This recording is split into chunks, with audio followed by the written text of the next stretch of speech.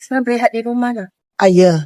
Dia mana lagi? Okay, thank you. Saya boleh tanya naik kesihatan Perdana Menteri. Sebab kan Perdana Menteri batal. So dia kan back to back. Jadi dia doktor check dia tadi, kata berikan nasihat suruh rehat. Jadi hari ini dia terpaksa dia dah siap dah, tapi dia kata mungkin kalau dia teruskan ke naik helikopter ke Pahang hari ini akan memberikan kesan lebih teruk lah pada dia, sebab dia otot dia je. Itu yang memberikan dia sikit kekangan untuk pergi pada pagi ini. Tapi alhamdulillah dia okey. Saya lah pun insilah juga dia patut janganlah terlalu padat, dan hari ini terpaksa di cancel. Tapi dia pertemuan akan dibuat di lain masa. Ada pergi pemeriksaan hospital ke dah?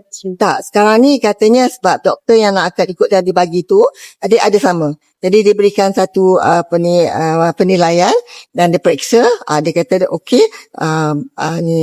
PMS akan makan ubat dan dia perlukan rehat. Kalau orang dia rehat, insya-Allah dia akan okey.